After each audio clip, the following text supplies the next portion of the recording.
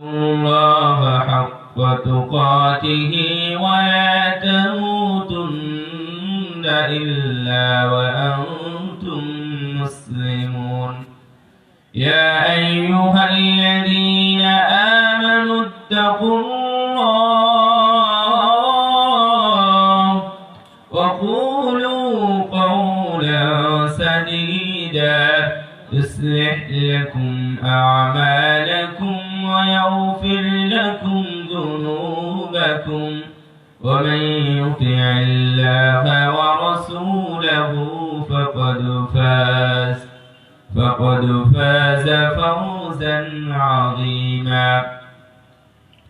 وقال الله تبارك وتعالى: ويوم يعض الظالم على يديه يقول يا ليتني اتخذت مع الرسول سبيلا يا ويلتى ليتني لم أتخذ فلانا خليلا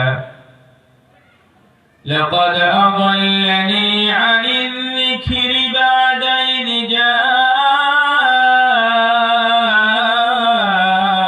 جاءني وكان الشيطان للإنسان خذولا.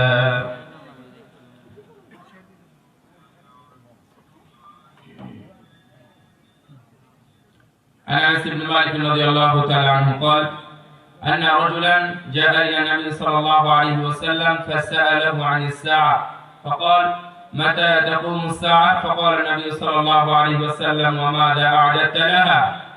فقال: لا شيء، أني أحب الله ورسوله. قال: أنت مع من أحببت. فقال أنس: فما فرحنا من شيء فرحنا بقول النبي صلى الله عليه وسلم: أنت مع من أحببت. أنا أحب النبي صلى الله عليه وسلم وأبا بكر وعمر وأن أكون معهم بحب إياهم ولم أكن مثل أعمالهم. رواه البخاري.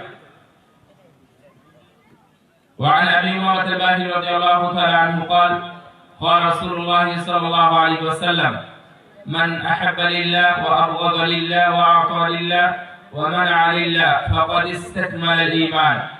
رواه أبو داود بإسناد صحيح. وعن أبي موسى الأشعري رضي الله تعالى عنه قال: سمعت رسول الله صلى الله عليه وسلم يقول: مثل الجليس الصالح والسوء كحامل المسك ونافخ الكير. فحامل المسك إما أن يحذيك وإما أن تبتاع منه وإما أن تجد منه ريحا طيبا. ونافخ الكير إما أن يحرق ثيابك وإما أن تجد منه ريحا خبيثة. رواه مسلم.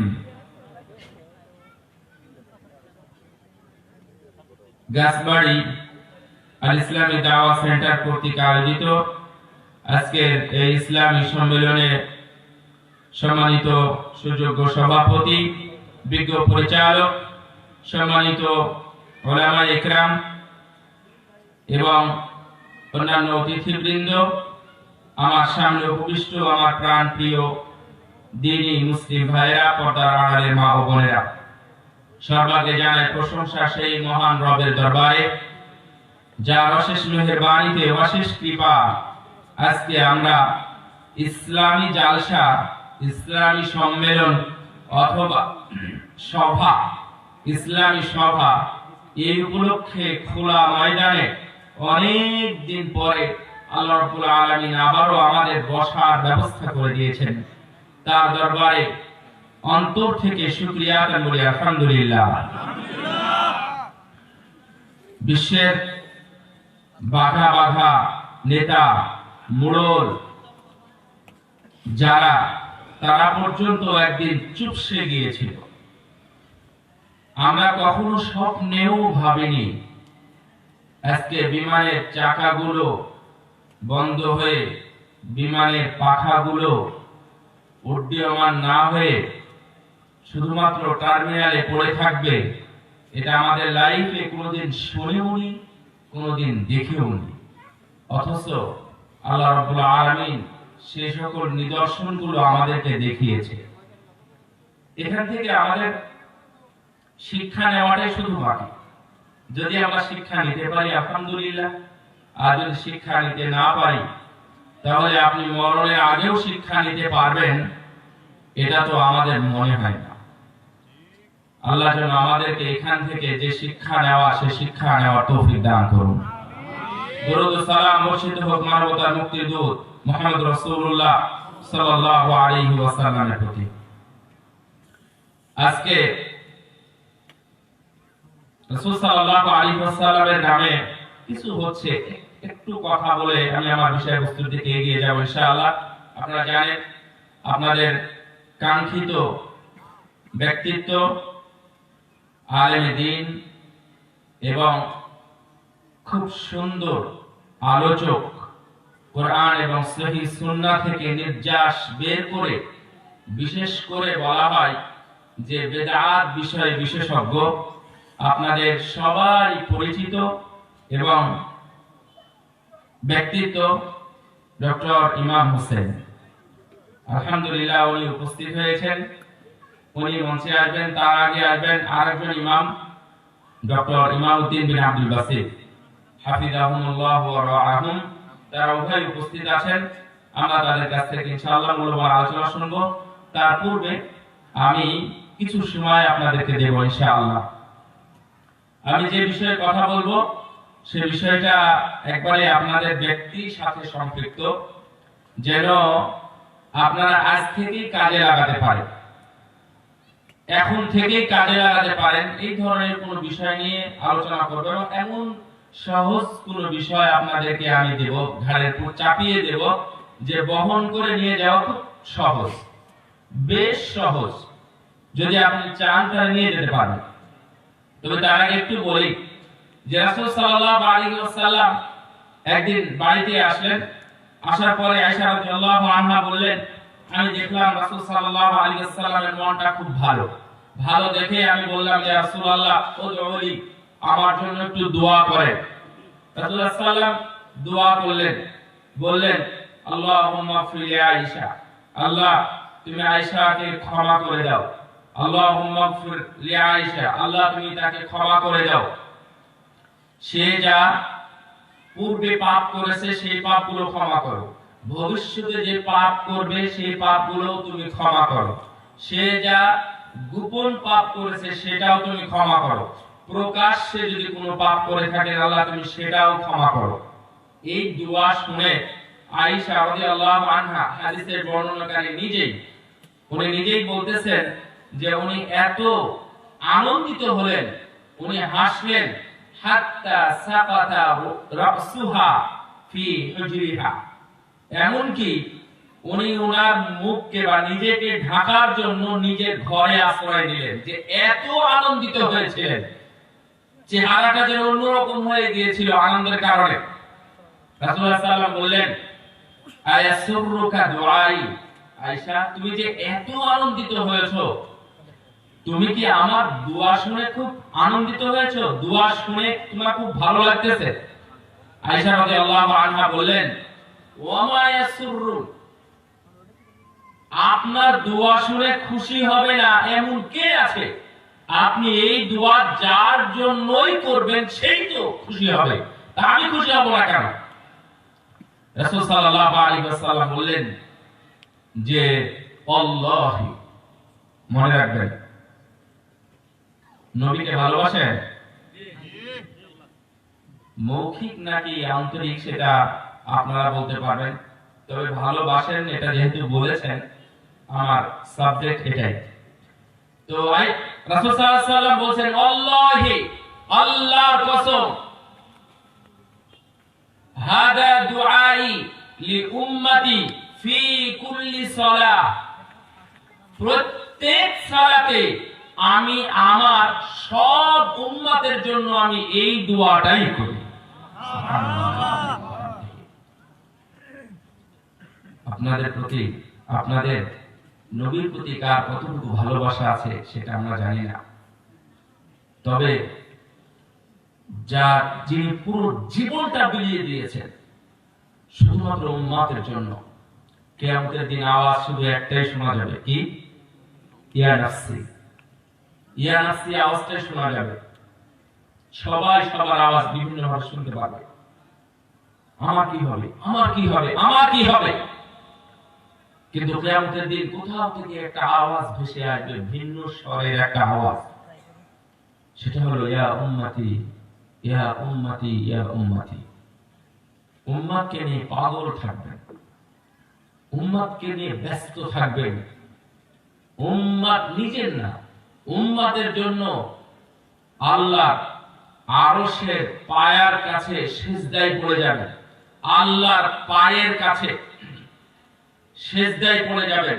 ইয়া উম্মতি বলতে বলতে সবাই খুঁজতে খুঁজতে গিয়ে দেখবে আমাদের নবী মুহাম্মদ সাল্লাল্লাহু আলাইহি ওয়াসাল্লাম আমার এবং আপনার জন্য চিন্তায় মগ্ন আছেন যে আমার উম্মতের কি হবে, আমার উম্মতের কি হবে।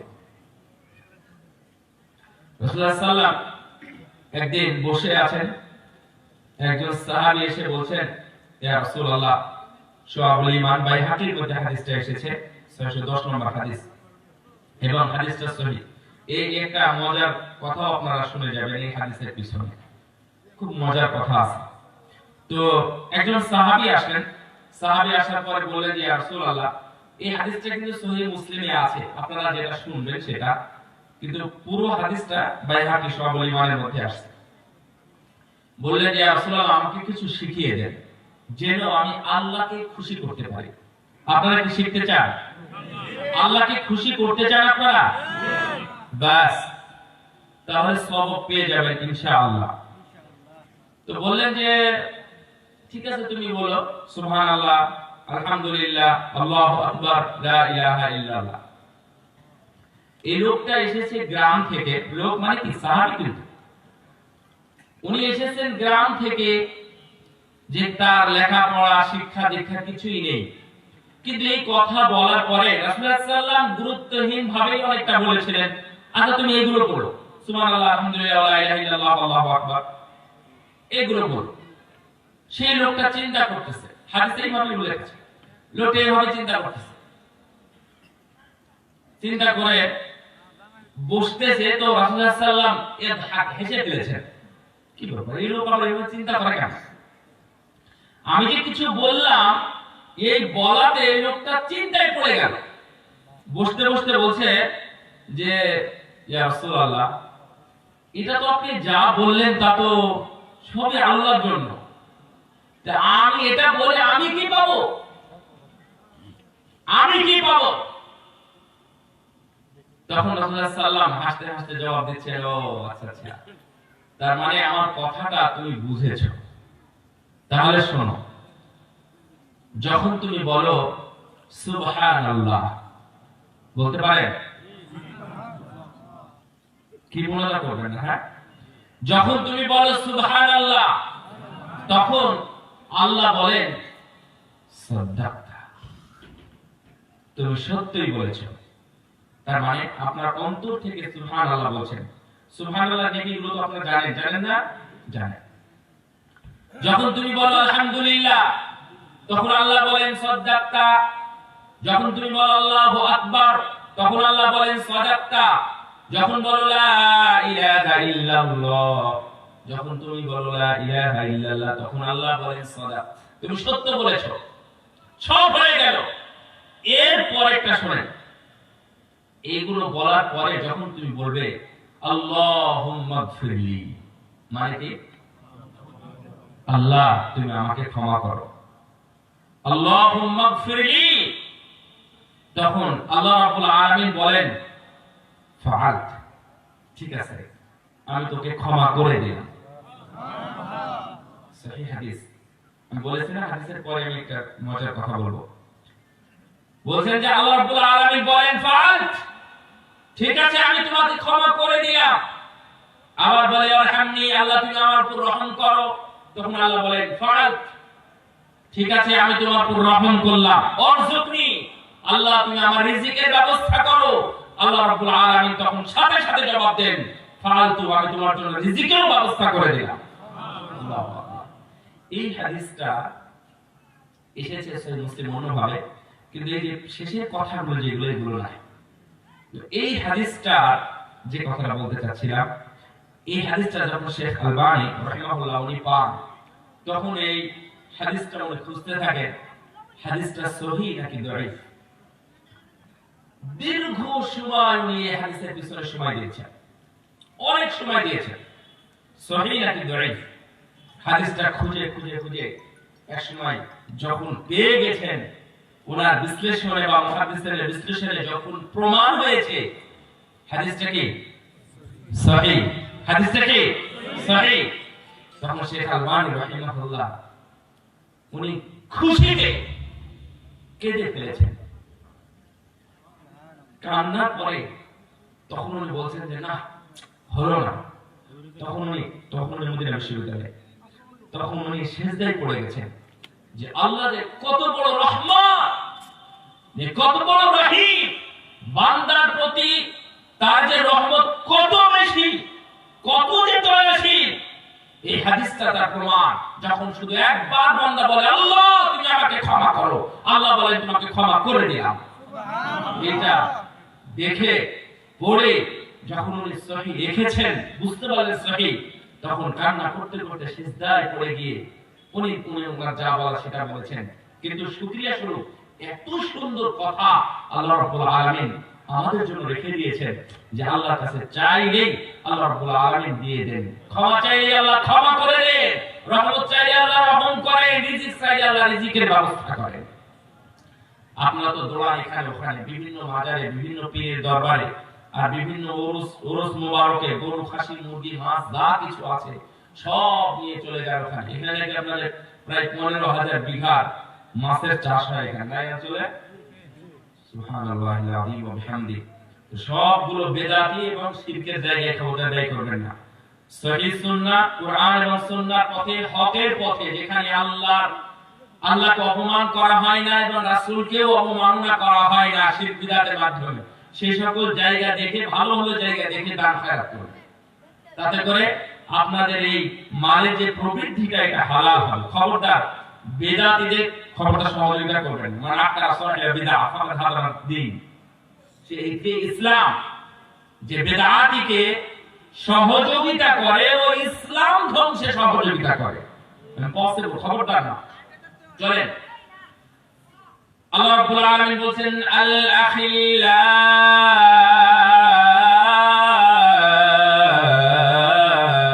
ইয়াওমাইযিন বা'দুহুম বিবা'দিন আদুউন ইল্লাল মুত্তাকিন। কিয়ামতের দিন যত পরস্পর বন্ধু আছে, অন্তরঙ্গ বন্ধু আছে, তারা সবাই শত্রুতে পরিণত হবে, সবাই শত্রুতে পরিণত হবে। এই কথাটা কিন্তু খুব সহজ এবং জানা কথা, ঠিক না বেঠিক? আপনারা বুঝতে পেরেছেন যে এটা আমরা জানি যে সবাই সেদিন শত্রু হবে, হবে না? ইয়াউমা ইয়াফিরুল মারউ মিন আখিহি ওয়া উম্মিহি ওয়া আবিহি ওয়া সাহিবাতিহি ওয়া বানিহি লিকুল্লি ইমরিইন মিনহুম শাআনুন ইউগনি। সবাই সেদিন শত্রু হবে, কেউ থাকবে না, সবাইকে পালাবে। নতুন কি? আমি একদিন আমরা আসর পরে মসজিদ নববীতে আসলাম। প্রতিদিন বিশ্ববিদ্যালয় কর্তৃপক্ষ বা সৌদি সরকারের পক্ষ থেকে ফ্রি আসার ব্যবস্থা করা আছে। এই আদিকাল চলতেছে, আসরের সময় নিয়ে আসে, আবার এশার করে নিয়ে যায়। অন্য কোনো উদ্দেশ্য নাই, উদ্দেশ্য সালাত যেন মানে বিশ্ববিদ্যালয়ের ছেলেরা আদায় করতে পারে। আর দ্বিতীয় হলো এখানে যে ইলম বিতরণ হয়, ইলম গুলো যেন আহরণ করতে পারে। কিছু বিনিময় নাই। জিন্দেগিতে কখনো কোনোদিন মদিনা বিশ্ববিদ্যালয়ে গিয়ে আপনার পকেটে হাত দিয়ে 1 রিয়াল অথবা হালালা বলা হয়, শত্রু হয়ে যাবে। এই আয়াতটা উনি একবার, দুইবার, তিনবার পাঠ করলেন। যারা হাজি সাহেবের আছে বলতে পারবেন, তাই না? যে একই আয়াত 2-3 বার পাঠ করে না? তো আমি দেখলাম উনি তৃতীয়বার কেঁদে ফেললেন। আমি বুঝতে পারলাম না এর মধ্যে কি আছে। আয়াতটা সূরা যুখরুফে 67 নম্বর আয়াত এটা। তো কি আছে? বিশ্ববিদ্যালয়ে গিয়ে আবার ক্যাম্পাসে গিয়ে আমি আবার দেখলাম বিষয়টা যে কি আছে এখানে। মজার নতুন একটা কথা আছে, এজন্য উনি কেঁদে ফেলেন। কিয়ামতের দিন সবাই যখন শত্রু হয়ে যাবে, আল্লাহ এখানে এই আয়াতের মাধ্যমে বলে দিয়েছেন ইল্লাল মুত্তাকি, পরহেজগার মুমিন বন্ধু থাকে তাহলে সে শত্রু হবে না। আপনার বন্ধুকে ভালো মানুষ, মুত্তাকি, পরহেজগার, মুসল্লি, সিয়াম পালন করে, ভালো কাজ করে, রাসূলের সুন্নাত মানে, সালেহীন, ভালোদের সাথে উঠা বসা, চলা, কথা বলা, সময় বা টাইম পাস করা, এই বিষয়ে কথা হবে ইনশাআল্লাহ। এর উপরে একটা মেসেজ দেয় ইল্লাল মুত্তাকিন, যদি আপনার ভালো বন্ধু থাকে, অন্তরঙ্গ বন্ধু থাকে, তাহলে অবশ্যই কিয়ামতের দিন কাজে লাগবে। এই আয়াত আল্লাহ রাব্বুল আলামিন বলেন ফামা লানা মিন শাফিঈন ওয়ালা সাদিকিন হামীম ফালাউ আন্না লানা কাওয়াতান ফানাকুনা মিনাল মুমিনিন। কিয়ামতের দিন এক দল ব্যক্তি বা গোষ্ঠীকে নাজাত দেওয়া হবে, যারা অবধারিত জাহান্নামী, যাদের নাম জাহান্নামে লেখা হয়েছে অথবা ঘোষণা হয়েছে জাহান্নামী, এই ধরনের কিছু মানুষ জাহান্নামের দিকে না গিয়ে জান্নাতের দিকে যাবে। তখন যারা জাহান্নামী, পাপী, কাফের, মুশরিক অথবা বেনামাজি, বেরোজগার, এরা তখন বলবে এরা কিসের বিনিময়ে জান্নাতে যায়। দেখবেন আমি যে আয়াতটা পড়ছি সূরা শুআরা 100, 101 এবং 102, এই তিনটা আয়াত, এই আয়াতগুলো আপনারা একটু পড়বেন, দেখবেন তাফসীর ইবনে কাসিরে বাংলা আছে অথবা বাংলা অনুবাদ আছে, মানে আপনাদের মোবাইলের মধ্যে কোরআনের অনুবাদগুলো এখন দেওয়া আছে, পড়বেন, মজা লাগবে। এই কথাগুলো আছে। তখন তারা বলবে যে ওরা কেমনে, কিভাবে এরা শাফাআত পেল? তখন বলা হবে যে ওদের নাকি বন্ধু আছে। কি বলবে? ওদের নাকি বন্ধু আছে, বন্ধুরা গিয়ে সুপারিশ করেছে। ওয়ালাকুম ফিহা মা তাশতাহি আনফুসুকুম ওয়ালাকুম ফিহা মা তাদউন। জান্নাতীদের একটা অংশ হলো জান্নাতীরা যা চাইবে তাই দেওয়া হবে। সুবহানাল্লাহ। জান্নাত কামনা করেন আপনারা? প্রতিদিন করেন? আজ সামনের কাতার থেকে একজন বলেন তো কি বলে জান্নাত চান? বলেন কে? আপনি বললেন? বারাকাল্লাহু ফিকুম। কেউ যদি প্রতিদিন 3 বার আল্লাহর কাছে জান্নাত চায়, তখন জান্নাত আল্লাহকে বলে আল্লাহ অমুক ব্যক্তি আমাকে চায়, সুতরাং তুমি তারটা আমার জন্য কবুল করো। আপনার জন্য কেউ কালতি করছে জান্নাত। তো জান্নাতের একটা চাহিদা হলো জান্নাতীরা যা চাইবে তাই দেওয়া হবে। যদি ওরা কৃষি কাজ করতে চায় তাহলে কৃষি কাজ করতে দেওয়া হবে। যদি ওরা বিবাহ বন্ধনে আবদ্ধ হতে চায়, বিয়ের বাজার করতে চায়, বাজার করতে দেওয়া হবে। যদি ওরা দুনিয়ার কোনো খাবার খেতে চায় সেটাও খেতে দেওয়া হবে। যদি কারোর সাথে সাক্ষাৎ করতে চায় সাক্ষাৎ করতে দেওয়া হবে। যদি কোনো কাফের না হয়, তার ভিতরে যদি ঈমান থাকে, তাওহীদ থাকে, তাহলে সেই দিন ওই বন্ধু বলবে আল্লাহ তোমার বাণী ওয়ালাকুম ফিহা মা তাশতাহি আনফুসুকুম ওয়ালাকুম ফিহা মা তাদউন। যদি এটাই সত্য হয়, জান্নাতীরা তোমরা যা চাইবে তাই তোমার দরবারে হাজির করা হবে।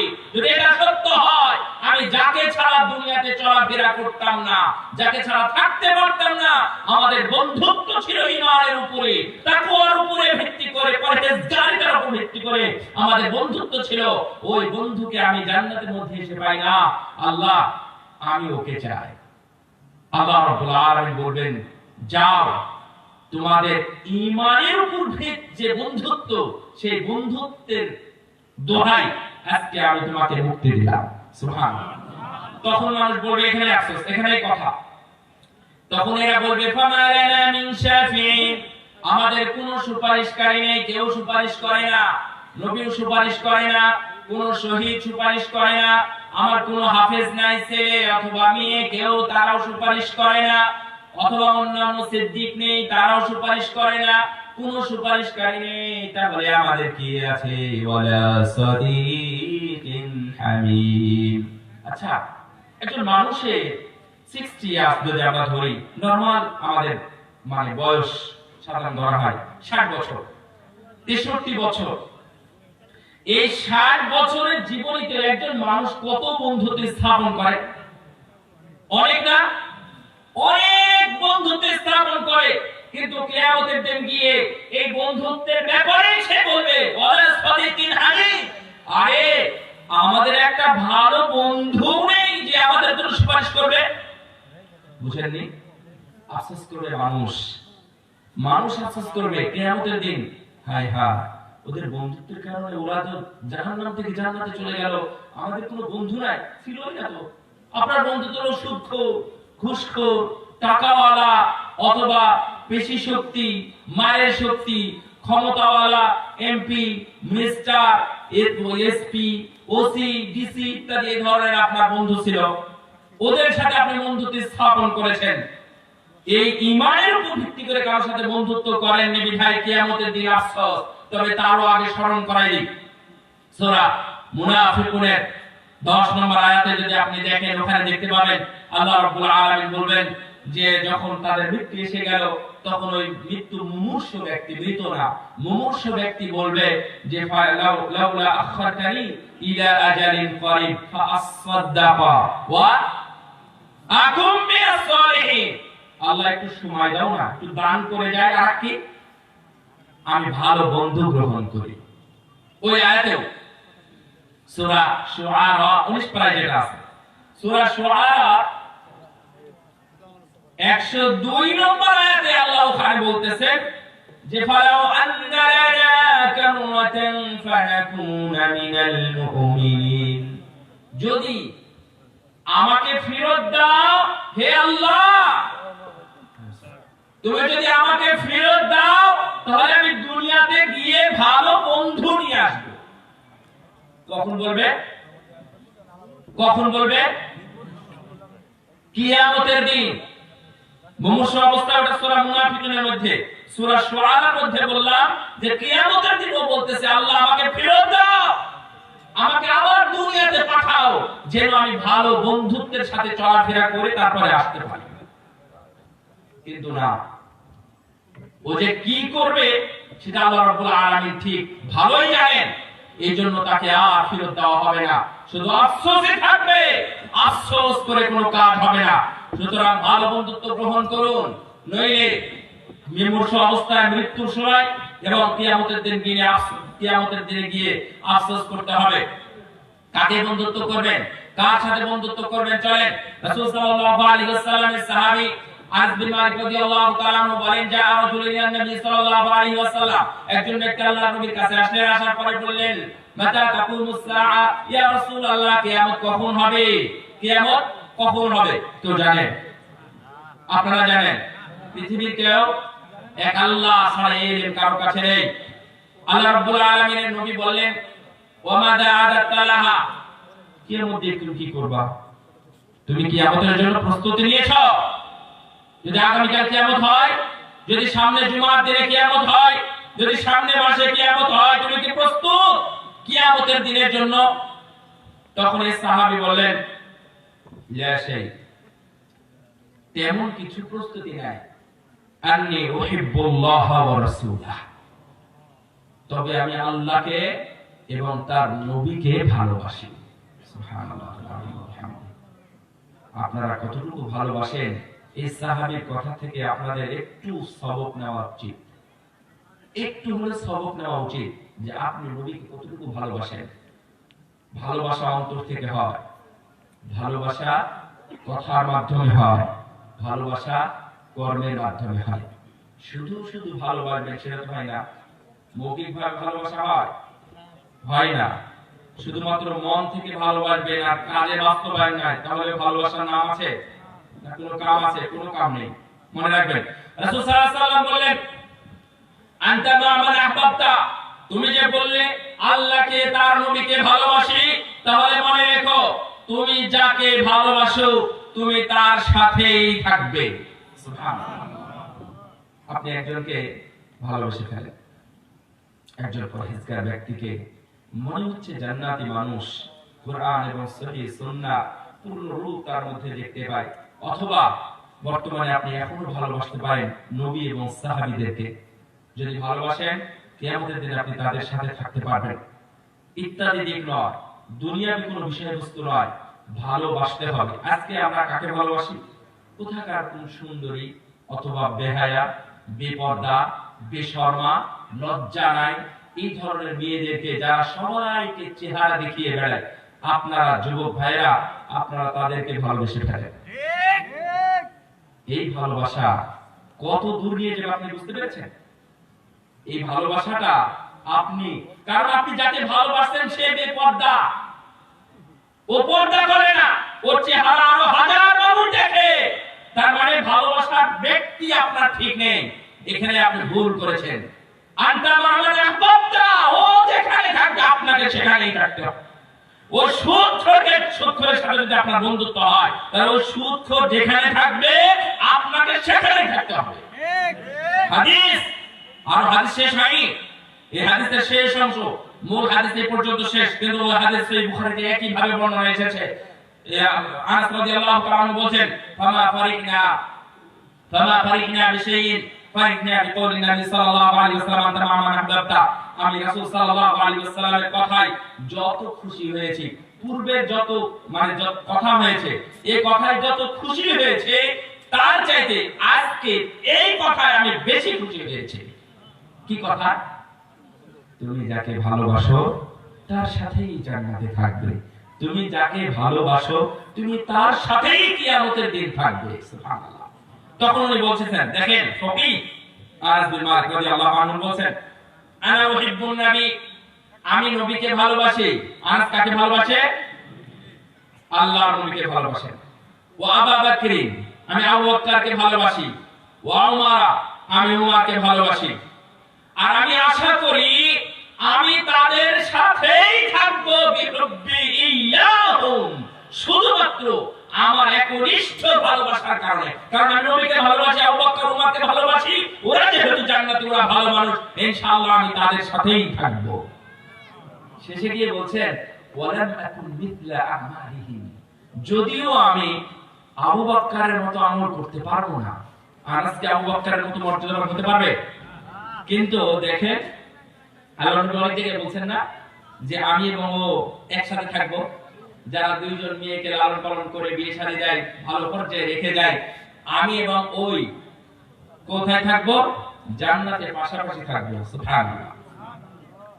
আপনি রাসূলের মতো মর্যাদাবান হবেন না, কিন্তু মজার ব্যাপার হলো যে জান্নাতে আপনি একই সাথে থাকার সুযোগ পাচ্ছেন। কেউ যদি এতিমের মাথায় হাত বুলায়, এতিমের মাথায় হাত বুলায়, দেখাশোনা করে, কাফিরুল ইয়াতীম, যে রাসূলুল্লাহ সাল্লাল্লাহু আলাইহি ওয়াসাল্লাম বলছেন আমি এবং ওই কাফিরুল ইয়াতীম এরা দুইজন আমরা এক জায়গাতে জান্নাতে থাকবো। সুবহানাল্লাহ। তাহলে ভালোবাসার কারণে আপনি নবীর সাথে, ভালো মানুষের সাথে, জান্নাতীদের সাথে এক জায়গাতে থাকতে পারবেন। যদি আপনি থাকতে নাও পারেন, যদি কোনো বিপদে পড়েই যান, তাহলে এই ভালো মানুষ যখন জান্নাতে চলে যাবেন, আর এই ভালো মানুষ জান্নাতে গিয়ে ও কি বলবে? আপনার জন্য সুপারিশ করবে, আল্লাহ তুমি তো বলেছো যা চাইবো তাই দেব। আজকে আমার বড় অভাব অনুভব করছি, আমার ওই বন্ধুর ব্যাপারে কিছু নেকি কম হওয়ার কারণে আজকে সে চলে গেছে অন্যদিকে, সে আজকে শাস্তির মুখোমুখি। তার ভিতরে ঈমান আছে, তার ভিতরে তাওহীদ আছে। আল্লাহ সে যদি আজকে জান্নাতে আসতো আমার খুব ভালো লাগতো। আল্লাহ রাব্বুল আলামিন বলবেন, ঠিক আছে যাও, তুমি ওকে নিয়ে জান্নাতে যাও। বন্ধুত্ব করে এরকম করতে হবে। ওসমান ইবনে হাকিমকে জিজ্ঞাসা করা হয়েছিল আমার বন্ধু কেমন হবে, উনি বললেন ইসহাব মান হুয়া ফাওকাকা ফিদ দীন ওয়া দুনাকা ফিদ দুনিয়া, তুমি বন্ধুত্ব করো তার সাথে যে তোমার চাইতে পরহেজগারিতাই উত্তম, তোমার চাইতে দিন যার কাছে ভালো। এই কথাটা কি বুঝেন? বুঝতে পারতেছেন? আপনি আপনার একটা পরিবেশ নিজে নিজে মাপেন। মাপার পরে আপনি দেখেন আপনার চাইতে যে বেশি দিনদার, আপনার চাইতে যে বেশি ভালো মুসল্লি, আপনার চাইতে যার মধ্যে বেশি সুন্নাত আছে, আপনার মধ্যে যার আল্লাহর প্রতি বেশি ভয় আছে, আপনি ওর সাথে বন্ধুত্ব করেন। এবং পরের কথাটা হলো চমৎকার, দুনাকা ফিদ দুনিয়া, তবে তোমার চাইতে যে দুনিয়ায় বড় তার সাথে বন্ধুত্ব করতে হবে। এটা আমার পরীক্ষা আলাহ, ও যদি তোমার চাইতে দিনে ভালো হয় চলে যাও, বন্ধুত্ব করো। বন্ধুত্ব কিসের ভিত্তিতে হবে? ঈমানের ভিত্তিতে, তাকওয়ার ভিত্তিতে বন্ধুত্ব হবে, অন্য কোনো ভিত এখানে চলবে না। রাসূল সাল্লাল্লাহু আলাইহি ওয়াসাল্লাম বলেছেন, আন্না রাজুলান সারা আখালাহু ফি ক্বরিয়াতিন উখরা, একজন লোক আরেকজন লোকের সাথে সাক্ষাৎ করতে যাচ্ছে। এই গ্রাম থেকে এদিকে কি গাছবাড়ি না? আচ্ছা, গাছবাড়িতে যাচ্ছে, এই গ্রাম থেকে একজন, সহিহ মুসলিমের হাদিস, আবু হুরায়রা রাদিয়াল্লাহু তাআলা আনহু থেকে বর্ণিত। আমি এবার সবাই বলতেছি। তো যাচ্ছেন, যাওয়ার পথে আল্লাহ রাব্বুল আলামিন ফাআরসাদাল্লাহু আলা মাদরাজাতিহি মালাকা, একজন ফেরেশতাকে রূপ ধরে মানুষ হিসেবে পাঠিয়েছেন তার সামনে। এসে জিজ্ঞাসা করছেন যে কোথায় যাও? ওই না তুমি কোথায় যাচ্ছ? তখন এই গ্রামের এই লোকটা, মুহতারামের নাম কি আমি জানি না, তো তাই বলছি, সরি। এনার নাম কি? ও আচ্ছা, হাফিজউদ্দিন সাহেব মুক্তিযোদ্ধা, আল্লাহ কবুল করুন। তো হাফিজউদ্দিন সাহেব ধরে নেন যে ওই গ্রামে যাচ্ছে। তো যাওয়ার পরে মাঝখানে একজন লোক এসে জিজ্ঞাসা করছে, আননোয়ান পার্সন এসে বলছেন যে তুমি কোথায় যাও? কোথায় যাচ্ছেন আপনি? বললেন যে গাছবাড়িতে ভাই আছে, ওর সাথে সাক্ষাৎ করতে যাচ্ছি। তখন এই লোক জিজ্ঞাসা করতেছে আগন্তুক যে হাল ফিহা, আপনারা যেন বুঝতে পারেন ভাই, আপনারা যেন বুঝতে পারেন এই জন্য আমি এই ঘটনাটা দিচ্ছি, কিন্তু এটা ইম্পসিবল না। এটা কি অসম্ভব? অবশ্যই সম্ভব, যদি আপনার নিয়ত, আপনার অন্তর ভালো থাকে। জিজ্ঞাসা করছেন যে আপনি কেন যাবেন ওখানে সাক্ষাতের জন্য? তখন আগন্তুক বলছে, আচ্ছা ওখানে অন্য কোনো কাজ আছে নাকি? যেমন নিয়মা, মানে ডাক্তারি, দোকানপাট, কৃষিকাজ, আত্মীয়র বাড়ি বেড়াতে, অথবা মানে ডিউটি অফ, কি বলবো এটা, ও এই চেয়ারম্যান ছিলেন, যাই হোক, যে চেয়ারম্যানের কোনো কাজ করতে যাচ্ছেন। তখন মুহতারাম বলতেছেন, আরে না, বাল আন্নী উহিব্বুহু ফিল্লাহি আযজা ওয়া জাল, আমি ওই গ্রামের ওই লোককে আমি আল্লাহর জন্য ভালোবাসি, তাই তার সাথে সাক্ষাৎ করতে যাচ্ছি, অন্য কোনো উদ্দেশ্য নেই। বেশ কয়েকদিন সাক্ষাৎ হয়নি, তাই সাক্ষাতের জন্য যাচ্ছি। ওই লোকটা আবার রিপিট করলেন, তুমি কি এই ধরনের দুনিয়ার কোনো কাজে যাচ্ছ নাকি সাক্ষাতেই যাচ্ছ? তখন উনি বললেন যে না, আমি শুধু সাক্ষাতেই যাচ্ছি। তখন এই লোক আগন্তুক এখন বলতেছে, আন্নী রাসূলুল্লাহি ইলাইকা, আমি আল্লাহর পক্ষ থেকে তোমার কাছে এসেছি। সুবহানাল্লাহ। কি করে, কি জন্য এসেছি? বিআন্নাল্লাহা আহাব্বাকা, এই খবর দেওয়ার জন্য যে আল্লাহ, মহান আল্লাহ, তুমি দেখতে হাফিজউদ্দিনকে ভালোবেসে ফেলেছেন। দেখছেন, শুধুমাত্র একটা কারণ। কেন? বিমা আহবাবতাহু ফিল্লাহি আযজা ওয়া জাল, কারণ তুমি ওই লোককে ভালোবাসো আল্লাহর জন্য, এই জন্য আল্লাহ তোমাকে ভালোবেসে ফেলেছেন। আল্লাহ রাব্বুল আলামিন যখন ভালোবেসে ফেলেন, মানুষের আর কোনো চিন্তাও থাকে না, কোনো দুশ্চিন্তাও থাকে না। কিন্তু ভালোবাসার অধ্যায়টা হতে হবে কেন, কিভাবে? ঈমানের উপর ভিত্তি করে, অন্য কোনো কিছু নয়। রাসূল সাল্লাল্লাহু আলাইহি ওয়াসাল্লাম বলেন, মান আহাব্বা লিল্লাহ, কেউ যদি আল্লাহর জন্য কাউকে ভালোবাসে, ওয়া আবগাদা লিল্লাহ, আল্লাহর জন্য কারো উপর রাগ করে থাকে, ওয়া আতা লিল্লাহ, আল্লাহর জন্য কাউকে দেয়, ওয়া মানা লিল্লাহ, আল্লাহকে খুশি করার জন্যই আবার কোনো কিছু দিতে বিরত থাকে, মানে দেয় না। আল্লাহ নবী বলেছেন, ফাকাদ ইসতাকমালাল ঈমান, তাহলে সে হলো পূর্ণ মুমিন। সুবহানাল্লাহ। ভালোবাসার মধ্যেও পূর্ণ মুমিন হওয়া যায়। একটা উদাহরণ দেওয়ার, একটা উদাহরণ দিই আমি। যেমন ইবনে ওমরের সন্তান বেলাল, ইবনে ওমরের সন্তানের নাম আব্দুল্লাহ ইবনে ওমর, ওনার সন্তানের নাম হচ্ছে বেলাল। তো বেলাল রাহিমাহুল্লাহ, উনি ওনার আব্বাকে বলতেছেন, সাহাবীকে বলতেছেন যে আব্বা, যে রাসূল সাল্লাল্লাহু আলাইহি ওয়াসাল্লাম যেটা বলেছে যে তোমরা মহিলাদেরকে বাধা দিও না মসজিদে যেতে, তো আমি বাধা দেব।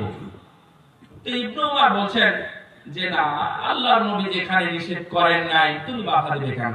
বাধা দেওয়ার দরকার নেই, যা সুতরাং যেভাবে আছে সেভাবেই রাখো। তখন বেলাল, উনিও কিন্তু মুহাদ্দিস, উনিও অনেক বড় মানুষ, উনি অনেক জ্ঞানী মানুষ এবং তাবেঈ, অনেক সাহাবীকে উনি দেখেছেন। তখন বেলাল বলতেছে যে না আব্বা, আমি নিষেধই করব মহিলাদের মসজিদে না আসা, মহিলাদেরকে মসজিদে আসতে বাধা দেব। এই কথা যেমনি বলেছেন, ইবনে উমর রাদিয়াল্লাহু আনহু তখন বলতেছেন যে লা উকাল্লিমুকা আবাদা। আরে আমি বলছি আল্লাহর নবীর কথা, তুমি বলছো তোমার মতামত। নো, আমি তোমার সাথে জিন্দেগিতেও কথা বলবো না, কারণ তুমি রাসূলের হাদিসকে অবজ্ঞা বা তুচ্ছ অথবা ছোট করে তুমি তোমার মতকে প্রাধান্য দেওয়ার চেষ্টা করছো। আমি তোমার সাথে কোনোদিন কথা বলবো না। নিজের ছেলের সাথে এইভাবে কথা বলেছিলেন, উদ্দেশ্যটা আল্লাহর জন্য কথা না বলা, দুনিয়ার কোনো উদ্দেশ্য নয়। আপনার সন্তানকে আরেকজনের সন্তান মারধর করেছে অথবা খেলতে গিয়ে কিছু হয়েছে, এই জন্য পরস্পরে কথা না বলা বলি অথবা রাগ করে থাকা, এটা অবশ্যই বন্ধুত্বের পরিচয় নয়। আল্লাহ রাব্বুল আলামিন বলেন وَيَوْمَ يَعَضُّ الظَّالِمُ عَلَى يَدَيْهِ يَقُولُ يَا لَيْتَنِي اتَّخَذْتُ مَعَ الرَّسُولِ سَبِيلًا। যদি আপনার ভালো বন্ধু না থাকে, যদি ভালো মানুষের সাথে বন্ধুত্ব স্থাপন না করেন, তাহলে কিয়ামতের দিন এইভাবে দেখেন, এইভাবে হাত কামড়াবে, কি যে করেছি, এটা যদি না করতাম, যদি ভালো বন্ধু গ্রহণ করতাম, তাহলে কতই না ভালো হতো। এইভাবে আল্লাহ বলছেন ইয়াদু, মানে হাত কামড়ানো, ইয়াদাই, তাদের দুই হাতে ভাবে বসে বসে কামড়াবে কিয়ামতের দিন। তার মানে আফসোস করবে। ইয়াকুলু ইয়া লাইতানি তাখালতু মা রাসূলি সাবিলা, হাই রাসূলের পথ কেন অনুসরণ করিনি, ইসলামের পথ কেন অনুসরণ করিনি। ইয়া ওয়াইলাতা লাইতানি লাম আত্তাখিয ফুলানান খলিলা, হায়রে আমি ওর সাথে কেন বন্ধুত্ব করেছিলাম, ওই সুদখোরকে কেন ধরেছিলাম, ওই ব্যভিচারী অথবা ব্যভিচারিণীর সাথে আমি কেন গেছিলাম, হায় হায় কি করেছি আমি। কিয়ামতের দিন এই বলে আফসোস করবে, ইয়া ওয়াইলাতা, হায় আফসোস, লাইতানি লাম আত্তাখিয ফুলানান খলিলা, যদি আমি এর সাথে বন্ধুত্ব না করতাম তাহলে কতই না ভালো হতো। কিন্তু আফসোসের পর কি শুধু হতাশা, শাস্তি, খারাপ, অন্যায়ের দিকে শুধু যাওয়া।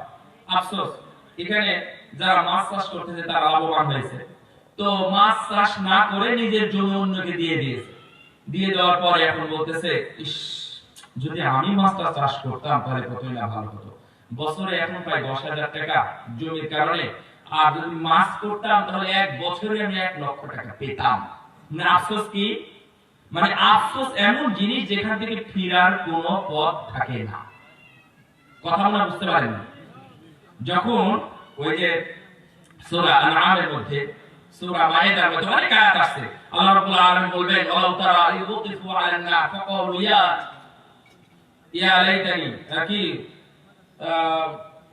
ওয়ালাউ তারা ইউকিফু আলান নার ফাকালু, তখন তারা বলবে যে হায় হায়, আমি যদি এটা না করতাম, যদি আমি এটা গ্রহণ না করতাম, যদি আমি ভালো কাজটা করতাম, যদি আমি পরীক্ষায় ওই প্রশ্নটা লিখতাম তাহলে ফেল করতাম না, যদি আমি পরীক্ষার ওই রয়ের ফুটাটা দিতে পারতাম তাহলে হয়তোবা আমার 79 নাম্বার আসতো না, আমার লেটার মার্কস আসতো। তার মানে যত আফসোস আছে দুনিয়াতে সব আফসোস ক্ষতি আর ক্ষতি, এই ক্ষতি ছাড়া কোনো লাভ হয় না। কিয়ামতের দিন আফসোস করে কোনো লাভ হবে? তখন কি কোনো বন্ধু পাবে? তখন মানুষ বলবে আল্লাহ আমাকে ফেরত দাও, বন্ধু নিয়ে আসি, কিন্তু আল্লাহ রাব্বুল আলামিন বলবেন যে না, তোরা যে কি করবি সেটা আমরা জানাবার জানা আছে, সুতরাং দুনিয়া যদি আবার তৈরি করি, তোকে যদি আবার ফেরত দিই, তুই ওইগুলোই করবি, বিমা আনহু আনহু, তোকে যেটা নিষেধ করা হয়েছিল আবার সেগুলো তুই করতে থাকবি। উপস্থিতি আমার দিনী ভাইরা, আমি আপনাদেরকে সংক্ষিপ্ত সময়ে মেসেজটা দিতে এসেছিলাম যে আপনারা ভালো বন্ধু গ্রহণ করুন। ভালো বন্ধু যদি গ্রহণ করেন তাহলে কি হতে পারে, যেমন এখানে যারা এসেছেন কেউ না কাউকে তো দাওয়াত দিয়েছে, এখানে মাইকিং হয়নি বা উল্লেখযোগ্য যেটা প্রচার বলা হয় সেটাও করা হয়নি, কিন্তু একজনের মাধ্যমে একজনের মুখ থেকে আরেকজন শুনেছে। এভাবে শুনেননি, আপনারা শুনেছেন, এসেছেন। রাসূল সাল্লাল্লাহু আলাইহি ওয়াসাল্লাম বলেন আল্লাহ রাব্বুল আলামিন এই ধরনের পরিবেশ দেখে ফেরেশতাকে জিজ্ঞাসা করেন, শুনেন, যাদের কথা এসেছেন ভালো বন্ধুত্ব অথবা ভালো মানুষের পাশে থেকে খবর শুনে যারা এখানে এসেছেন তাদের জন্য শুভ সংবাদটা বাড়িতে যাওয়ার সময় নিয়ে যাবেন। তো এখানে ফেরেশতাকে আল্লাহ জিজ্ঞাসা করেন এরা কি চায়? তখন ফেরেশতা বলে আল্লাহ এরা জান্নাত চায়। এরা জান্নাত দেখেছে? দেখেনি। এরা কি চায়? এরা জাহান্নাম থেকে মুক্তি চায়। আল্লাহ রাব্বুল আলামিন বললেন যে এখানে যারা আছে আমি তাদের সবাইকেই ক্ষমা করে দিলাম। সুবহানাল্লাহ। সহিহ বুখারীর হাদিস। এবং এটা কার কথা? আল্লাহর কথা। হাদিস কিন্তু কথা কার? আল্লাহ। লাফজ শব্দগুলো আমার নবী, কিন্তু এটা সরাসরি আল্লাহ রাব্বুল আলামিন লক্ষ্য করে বলে আমি এখানে যারা আছে আমি তাদের সবাইকেই ক্ষমা করে দিলাম। আলহামদুলিল্লাহ, আল্লাহ ক্ষমা আমরা পেয়ে গেছি। এখন এর মধ্যে অনেকে আছেন, কেউ মাইকালা আছে, তাই না? কেউ এই যে ইলেকট্রিশিয়ান অথবা এই যে প্যান্ডেলের কাজে এসেছেন, ডেকোরেশনের কাজে এসেছেন, ওরা তো জালসা শুনতে আসেন। কেউ আর কিছু করে থাকতে পারে। তো একজন আল্লাহর রাসূল সাল্লাল্লাহু আলাইহি ওয়াসাল্লাম বলেন যে আল্লাহকে গিয়ে একজন বলতেছে হে আল্লাহ এখানে তো কেউ আছে, ওরা তো এমনিতে এসেছে, ওরা তো জালসা শুনতে আসে না। তখন আল্লাহ রাব্বুল আলামিন বললেন যে আমি যা বলেছি হুমুল জুলাসা লা ইয়াশকা বিহিম জালিসুহুম, এখানে যারা আছে আমি তাদের সবাইকে, ওদের সহ সবাইকে ক্ষমা করে দিলাম। ভালো বন্ধু যদি গ্রহণ করতে পারেন তাহলে আপনার জীবনে এই ধরনের ভালো দিন, ভালো অবস্থান, মসজিদ, মাদ্রাসা, ভালো জায়গা পাবেন। এমনকি কোথায় জান্নাত পর্যন্ত গিয়ে আপনার কথা স্মরণ করবে যদি ঈমানের উপরে বন্ধুত্ব টিকে যায়। একটা সত্য ঘটনা, সহিহ বুখারী 6139 নম্বর হাদিস, জাস্ট হাদিসের অনুবাদ, হাদিসের শুধু অনুবাদ। আচ্ছা বলেন তো, জাস্ট হাদিসের অনুবাদ, হাদিসের নাম্বার বললাম আপনারা একটু মিলাই নেবেন। হাদিসের এটা কিন্তু গল্প। তো সালমান ইবনে আকু একজন সাহাবী এবং আবু দারদা, এই দুইজন সাহাবীর নাম, আবু দারদার নাম শুনেছেন, সালমান ইবনে আকু নাম অনেকে শুনেননি। তো সালমান উনি হলেন খুব চৌকস এবং বুদ্ধিমান সাহাবী ছিলেন। উনি গেছেন আবু দারদা রাদিয়াল্লাহু আনহুর বাড়িতে, যাওয়ার পরে দেখলেন তার স্ত্রীর পোশাক অন্যরকম। জিজ্ঞাসা করলেন আপনার পোশাক এমন কেন? উম্মু দারদা বললেন যে এই বাড়িতে যে একজন মানুষ বা মেয়ে মানুষ আছে এটা তো আপনার ভাই জানেই না। মানে ঘটনা কি হলো, কি বুঝলেন? মানে ওনার দুনিয়ার প্রতি তেমন কোনো খেয়াল নেই। কার? আবু দারদা। কার? আবু দারদা। ও আচ্ছা আচ্ছা। সালমান তখন বলছেন আমি বুঝতে পেরেছি, ঠিক আছে। বাড়িতে থাকলেন সেই দিন, আবু দারদার বাড়িতে মেহমান হিসেবে থেকে গেলেন। থাকার পরে খাওয়ার সময় হলো, খেতে দিলেন আবু দারদা। সালমান খাবেন, তো আবু দারদা বলছেন যে আমি তো সায়েম, আমি রোজা আছি, আমি খাবো না, আপনি খান। তখন সালমান বলছেন যে না, আমি আপনার বাড়িতে এসে খাবো আর আপনি বসে থাকবেন না খেয়ে, এটা হবে না, আপনাকেও খেতে হবে। তখন বাধ্য হয়ে নফল সিয়াম ভেঙে ফেললেন। নফল সিয়াম কি করা যায়? প্রয়োজনে ভাঙা যায়। তো যদি দাওয়াত দেয় এবং দাবি করে বসে তাহলে ভাঙা যায়। ভেঙে ফেললেন, একটা গেল। এরপরে রাত্রে যখন ঘুমিয়েছেন, ঘুমানোর পরে উঠে যাচ্ছেন আবু দারদা সালাতের জন্য। তো ঠিক ওই সময় উনার হাত ধরে আবু দারদা, সালমান বলতেছেন কোথায় যা? সালাত আদায় করবো। যেতে পারবেন না, এখন ঘুমের সময় ঘুমান। ঘুমিয়ে গেছেন, মাঝরাতে আবার উঠে যাচ্ছেন সালাতের জন্য। আবু দারদা বলছেন যে না, সালমান বলছেন যে না, ঘুমান, এখন ঘুমের সময়। ফজরের কিছু পূর্বে উঠে তারা উভয়ে সালাত আদায় করলেন তাহাজ্জুদের, এরপরে জামাতের সাথে ফজরের সালাত আদায় করলেন মসজিদে গিয়ে। ফজরের পরে এখন বক্তব্য দিচ্ছেন যে শুনেন, আপনার কি ওই হাদিস জানা আছে? কোন হাদিস? রাসূল সাল্লাল্লাহু আলাইহি ওয়াসাল্লাম বলেছেন, ওয়া ইন্না লিজাসাদিকা আলাইকা হাক্কা, ওয়া ইন্না লিজাসাদিকা আলাইকা হাক্কা, ওয়া ইন্না লিআইনিকা আলাইকা হাক্কা, ওয়া ইন্না লিজাওজিকা আলাইকা হাক্কা, ওয়া ইন্না লিজুরিকা আলাইকা হাক্কা। আপনার শরীরের প্রতি আপনার একটা হক আছে, সে বিশ্রাম চায়। আপনার চোখের প্রতি একটা হক আছে, চোখটা বন্ধ করতে চায়। আপনার স্ত্রীর প্রতি আপনার একটা হক আছে, সে আপনাকে তার বিছানায় পেতে চায়। ওয়া ইন্না লিজুরিকা আলাইকা হাক্কা, এবং প্রতিবেশীর একটা হক আছে, তার কাছে গিয়ে আপনি দেখা সাক্ষাৎ এবং তার সুবিধা অসুবিধা জানবেন। এটা হচ্ছে প্রতিবেশীর হক, এটা আদায় করতে হবে। আপনি কি এটা ভুলে গেছেন? এই কথা যখন আবু দারদা শুনলেন, তখন উনি বললেন, মুজালাসাতুস সালিহিন আকওয়া মিন মুজালাসাতিল মুফাসাদা। সত্যি আমি আপনার কথা শুনে আজকে বুঝতে পারলাম ভালো বন্ধু, সৎ বন্ধুর কত গুরুত্ব। যদিও আমি সালাতের মধ্যে ছিলাম, যদিও আমি সিয়ামের মধ্যে ছিলাম, তারপরও আমি ভুলের মধ্যে ছিলাম, কিন্তু আপনার মতো একজন বন্ধু পাওয়ার কারণে আজকে আমি সংশোধনের সুযোগ পেলাম যে না, সালাত আদায় করলেই ভালো মুমিন বান্দা হওয়া যায় না, সিয়াম পালন করলেই ভালো মুমিন বান্দা হওয়া যায় না, ভালো মানুষ হওয়া যায় না। এর জন্য অনেক কিছু প্রয়োজন আছে। উপস্থিতি আমার দ্বীনি ভাইরা, রাসূল সাল্লাল্লাহু আলাইহি ওয়াসাল্লামের সামনে ইল্লা ফুলানাতান তুযকারু, একজন মহিলার কথা উল্লেখ করা হলো। বলা হলো, ইয়া রাসূলুল্লাহ, আপনি কি বলবেন একজন মহিলা কাসরাতু সিয়ামিহা ওয়া সালাতিহা ওয়া সাদাকাতিহা, সে বেশি বেশি সিয়াম পালন করে, বেশি বেশি সালাত আদায় করে, আবার বেশি বেশি দানও করে।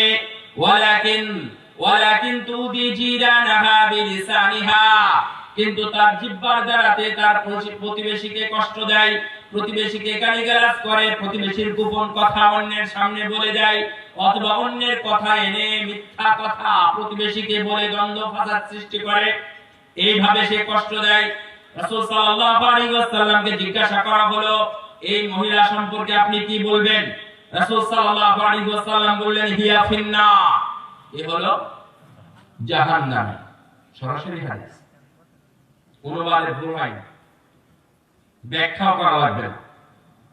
বেশি সালাত, বেশি সিয়াম, বেশি দান শুধুমাত্র জিহ্বা দিয়ে কষ্ট দেয়। আল্লাহর নবীর তার স্থান কোথায় বললেন? জাহান্নাম। আবার বললেন ক্বালা রাজুল, আবার বললেন লোকটা, ইয়া রাসূলুল্লাহ, তুযকারু ফুলানা, একটা মহিলা, কিল্লাতু সিয়ামিহা ওয়া সাদাকাতিহা ওয়া সালাতিহা, শুধুমাত্র ফরজ সালাতগুলো, ফরজ সিয়ামগুলো আদায় করে, একান্তই যেটা দান করা সেটা দান করে, এবং সে দান করে মিন আকিতিহা, তার মানে তার যে সা আছে, মানে তার খাদ্যের জন্য যে জব আছে, গম আছে, আটা আছে, এই খাদ্য থেকে কিছু অংশ একজন দুইজন মানুষকে দান করে। ওয়ালাকিন লা তুদি জিরানাহা, কিন্তু প্রতিবেশীকে সে কখনো কষ্ট দেয় না। এই মহিলা সম্পর্কে আপনি কি বলবেন? রাসূল সাল্লাল্লাহু আলাইহি ওয়াসাল্লাম বললেন, এই মহিলা হলো জান্নাতি। সুবহানাল্লাহ। আপনার একজন ভালো মানুষের দরকার, যার সাথে আপনি ভালো বন্ধুত্ব করবেন। যদি আপনার ভালো বন্ধুত্ব না থাকে, তাহলে আপনার কি হতে পারে? ছোট্ট হাদিসটা শুনে নিন। আবু হুরায়রা রাদিয়াল্লাহু তাআলা আনহু থেকে বর্ণিত, রাসূল সাল্লাল্লাহু আলাইহি ওয়াসাল্লাম বলেন, তিরমিজির হাদিস এবং হাদিস সহিহ, রাসূল সাল্লাল্লাহু বলেন, আদ-দীনু আলা খালিলিহি, আদ-দীনু আলা খালিলিহি,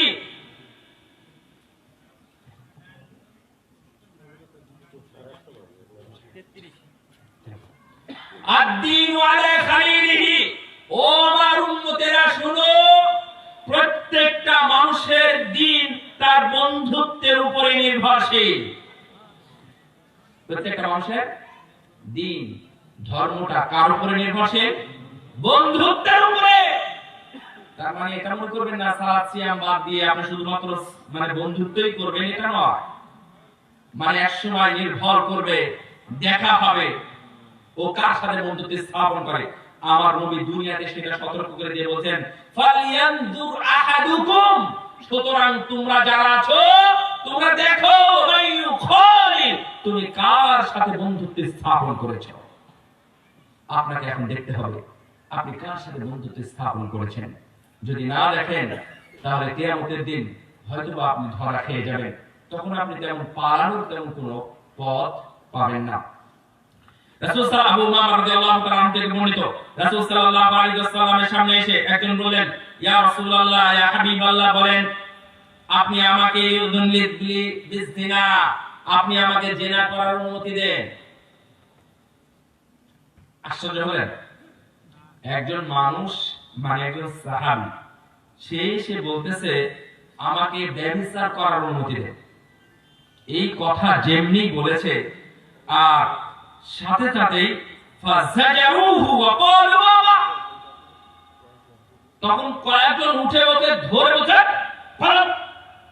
মানে আমরা যেটা বলতাম আগে এই ধরনের ভাষা, যেহেতু হাদিসে যেটা আছে আমি সেটাই বলতেছি, আমরা বলে বিয়াদব ইত্যাদি বলতাম, অনুবাদে ভাবে বললে সমস্যা নেই, কারণ যেভাবে ফাজাজারুহু তাকে অপমান, তাকে ধাক্কা দিয়ে, তাকে হেই হেই করে ভাবে তালি দাও, কি ধরনের প্রশ্ন করে, ছি ছি ছি, এই কথা যেমনি বললেন সাহাবীরা আল্লাহর নবী বললেন, নো তাড়াই দিচ্ছ কেন, ওকে আমার কাছে নিয়ে এসো।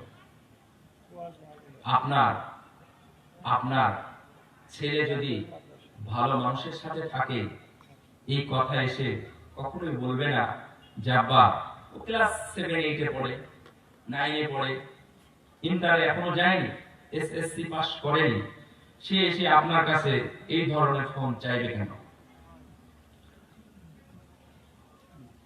আমি এই অংশটা লম্বা করতে পারতাম, আমি শুধু হাদিসটাই বলে শেষ করি।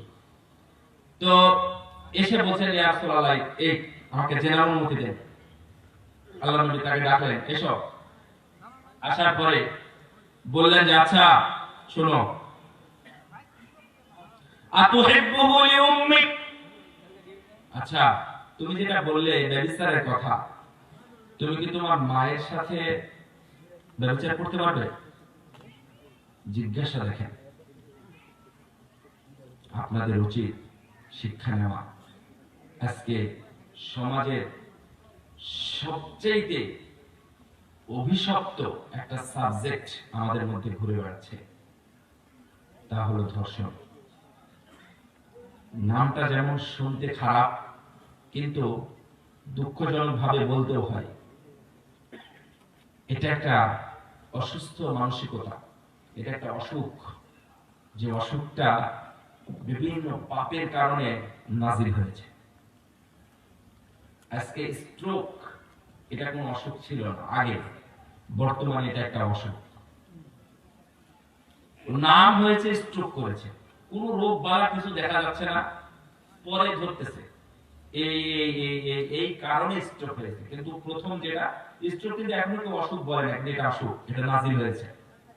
এইভাবে অসুখ আসবে, অসুখেরও মানুষ দোষ দিবে না, আজরাইলেরও দোষ দিবে না, শুধুমাত্র চিকিৎসা করবে, টাকা ঢালবে, এই করবে সেই করবে। আল্লাহ নবী বললেন, না তুহিব্বু, তুমি কি তোমার মায়ের সাথে করতে রাজি আছো? তখন বলে, লা ইয়া রাসূলুল্লাহ ফিদাকা।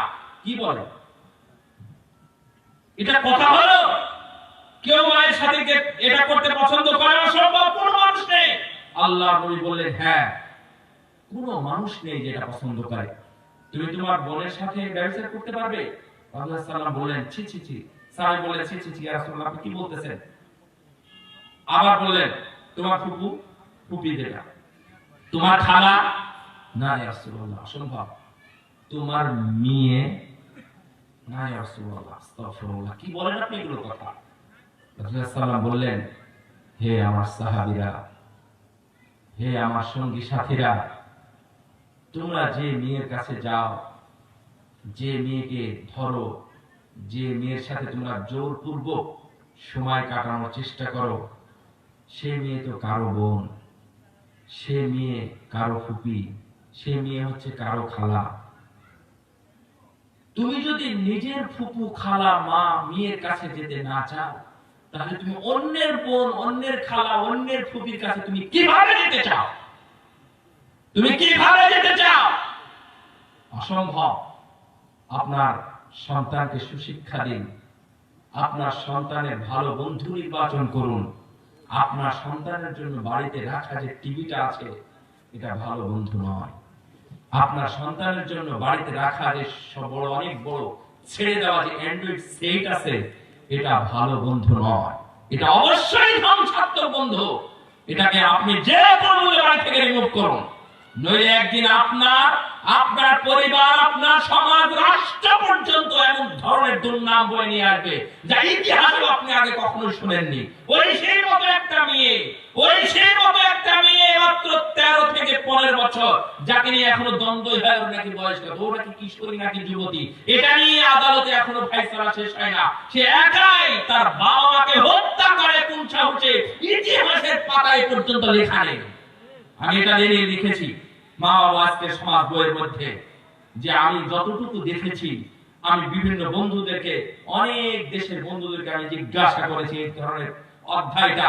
জার্মানির বন্ধুদেরকে জিজ্ঞাসা করেছি, যারা বিভিন্ন দেশে জার্মানি, অথচ জার্মানি থাকে, তাদেরকে জিজ্ঞাসা করেছি, তাদের অনেক খারাপ নীতির গল্প শুনেছি, কিন্তু এই ইতিহাস তাদের বইয়ে অথবা তাদের বুকে, তাদের ইতিহাসে কথা লেখা নেই, তাদের বইয়ে কথা লেখা নেই যে একই দিনে একটা মেয়ে তার মা এবং বাবাকে হত্যা করেছে। ফ্রান্সে ঘটেছে, চীনে ঘটেছে, আর্জেন্টিনা ঘটেছে, 3টা, এবং আপনাদের গাজীপুরে একটা ঘটনা ঘটেছে। মানে 4টা ঘটনা আমার বইয়ের মধ্যে উল্লেখ করেছি আমি। আমার জানা মতে 4টা ঘটনা ঘটেছে। গাজীপুরে, যেটা ওই তুরাগ নদীর পাশে, আমি জায়গাটা জাস্ট এই মুহূর্তে ভুলে গেলাম, তবে ওখানে সব প্রমাণাদি সহ তারিখ সহ উল্লেখ করা আছে। 2005 সালের ঘটনা। সব সন্তানেরা মিলে বাবা এবং মাকে, কিন্তু মাটা ছিল আপন না, ওদের কি বলে, সৎ মা, এবং আপন বাবা, এই 5 ভাই বোন মিলে সবাই একত্রিত হয়ে গলা টিপে হত্যা করে বস্তার মধ্যে ভরে 2005 সালের মে মাসের কাহিনী। এবং 2015 সালে যারা কেস করেছিল ভাই বোন, মানে সন্তানেরা, তাদেরকে আসামি করে এখন জেলখানায় রাখা হয়েছে এবং ফয়সালা হয়ে গেছে। কারো ফাঁসি হয়েছে এবং কারো যাবজ্জীবন হয়েছে। 2005 সালের ঘটনা, এখানে গাজীপুরের ঘটনা বললাম।